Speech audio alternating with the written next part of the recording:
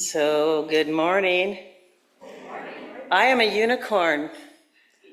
What does that mean? I'm that rare beast that was born into the UU faith. My mom was a religious mutt. My dad was an Orthodox Jew, and he decided to get rid of everything that didn't make sense to him, and he was left with Unitarianism. So we were raised as Unitarians. Now, I don't want to make the assumption that everybody knows me, so my name is Alexandra. Hello, everybody. And today, well, at this moment, I am not going to talk about money. I'm going to talk about memories. Because I was raised as a Unitarian, I have one of my very first memories getting donuts at the Palos Verdes Pacific Unitarian Church. May I please have the first slide? One of my very first memories was going to De Benneville. That's some of my siblings and a cousin climbing in a bunk bed, right? At De Benneville. And then as a teenager, I remember doing macrame at the Pacific Unitarian Church. Now, the first time I ever saw snow was at De Benneville. And we used to go in the summer as well. May I have the second slide, please? My dad, by the way, there were 5 children in my family. My dad would swim around in that pool underwater for something like 10 hours, holding his breath, and he would pretend he was a whale, and we would try to escape. So that's another, my dad is, he's in the great discussion group in the sky at the moment, but so I love having these pictures to remember my dad by.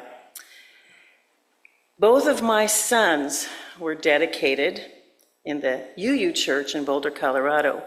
And then we moved to Rochester, Minnesota, and we made friends there as well, in the First Unitarian Church, and I'm still friends with some of those people. Now, when we were in Minnesota, or I should say Minnesota, where they have cheese and bacon and cheesy bacon for sure. So, I can also do a Scottish accent. The Mayo Clinic happens to be in Rochester, Minnesota. And one day at the service, a guy in shorts showed up. Did you know that Minnesota's cold in the winter? Yeah, a guy showed up in shorts. He was visiting because his wife was going to the Mayo Clinic.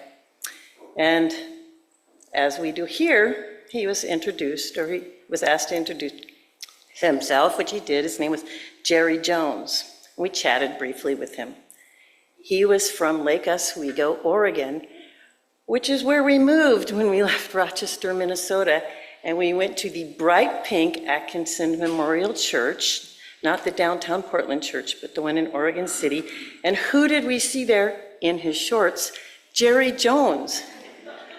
So being a UU doesn't mean just here. Wherever you go, there is somebody wearing shorts looking for you. And as it turned out, Jerry lived 5 doors away from us. And when we went to Ireland, and my mom was watching our boys, and her boyfriend expired in our top bedroom, Jerry Jones was the first person she called who came and helped her. And then the church ladies came and helped. So, let's see, what else? Got to look at my notes for a second. Then we moved to Santa Barbara from Oregon. Our minister up there at Atkinson said there were 2 opportunities down in Santa Barbara. My friend is currently the minister at the one in Goleta, so I hope you'll give that one a try. And we decided we were going to give them both a try and make the choice from there. And we came to this one on December 23rd. We moved here December 23rd. We came to Christmas Eve service December 24th in that building, and everybody there was so friendly to us. They turned around and introduced themselves and asked how we were and how long we'd been there, and we told them, well, it's us and a couple hundred boxes. We just got here. And then we never went to the downtown one as members because we were so happy here. We have done things with them, and our younger son did the teen program there. Now, next slide, please. Our son, Miles, who is now 30, did his coming of age ceremony here, and Mike Zika was his mentor. That should be Miles on the slides. Yeah, okay. And then, next slide, please. Our son, Aiden, who's now 28, did his coming of age here. And that slide should show Michael Whitman, who was his mentor. So when he's not out building plazas and doing AV and all the other 97 things behind the scenes, he was also Aiden's mentor. Now, some of you know and some of you don't, but I was married for 23 years, and he came here with our kids. And then for a number of years, we didn't come, a couple of years, and he had strokes. And when he was in the hospital, he was visited on a regular basis by Paul Murray, Michael Whitman, and others. Fast forward, I hadn't come in a while. February 2017, I came here by myself to a service because there was a sermon being given by a friend that I wanted to hear. So I already knew most people, but I didn't know everybody. There was the cutest worship associate up here. Yes, his trousers were a little short, but it made it so that I could see that he was wearing very fun socks. And when I say I met him, what I mean to say is, huh? Wrap it up.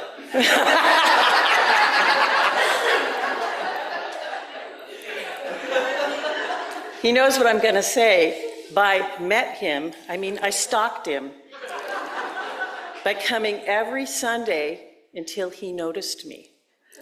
And I had help. Elaine Harbison helped me corner him into a conversation. Carrie Topliff told me that the best way to get his phone number via a directory was to join a committee. Could you please put up the next slide? And look where that got us. So, I will mention that Mary Ince and I were chatting before the service. We're trying to figure out, we met here, Hal and Mary met here. We're trying to figure who else met here. See, Marie. And, oh, I knew it was somebody. I knew you met somebody here. So you see, this is a good place to come.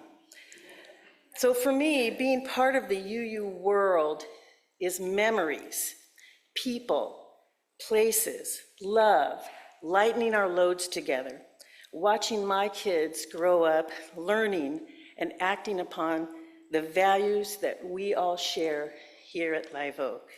Thank you.